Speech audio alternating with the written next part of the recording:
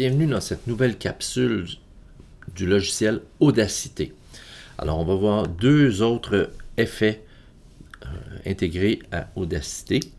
Alors, si je regarde dans le menu Effets, on a plein. On a déjà vu changer la hauteur, la vitesse et le tempo, ainsi que l'amplification.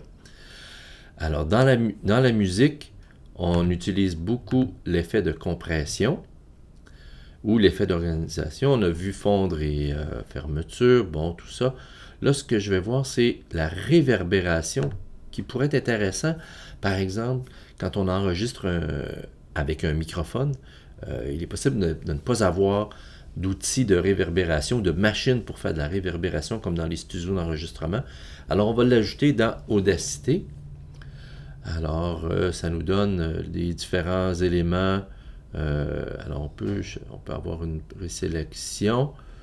Alors, on peut aussi, avec l'outil d'aperçu, donner un... voici l'original. OK. OK. Et puis, donc, essayer d'avoir... voilà, si je fais OK. Alors, voici ce que ça donne. C'est un petit bonheur que j'avais ramassé. Il était tout en bleu sur le bord d'un fossé. Alors, on entend vraiment l'effet de réverbération qui a été ajouté à la pièce. Comment on peut essayer d'enlever la voix d'une chanson?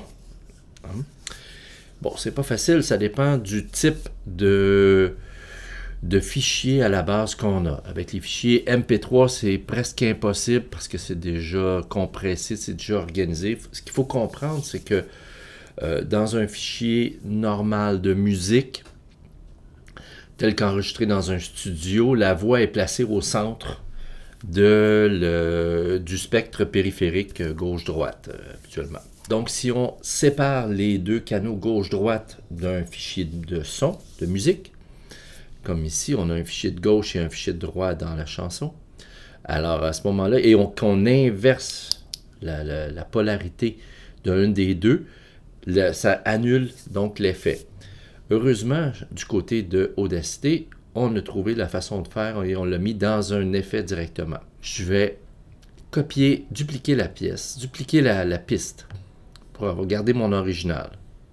Alors, je mets celle-là mute. OK. Alors, voici mon original, je vous le fais entendre.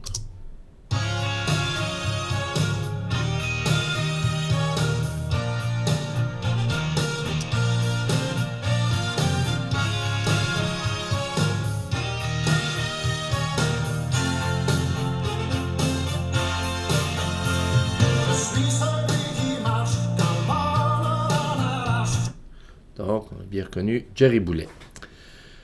OK, donc, je prends cette piste-là, ici, la première.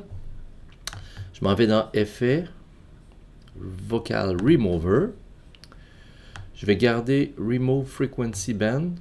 Dans mes tests, c'est celui qui était le plus efficace. Alors, voilà. Je modifie. Voilà. Alors, j'écoute le résultat.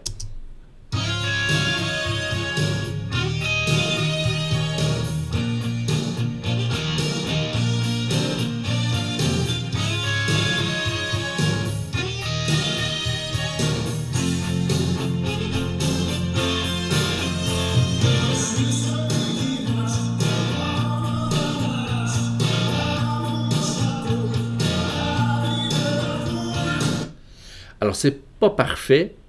Puis, en fait, ce qu'on entend, c'est la réverbération qui, elle, n'était pas au centre de la panoramique.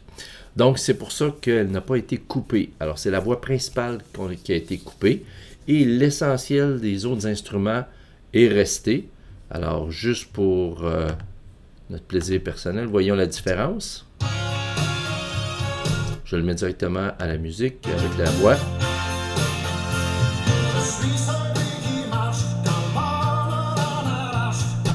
Et je reviens à l'autre.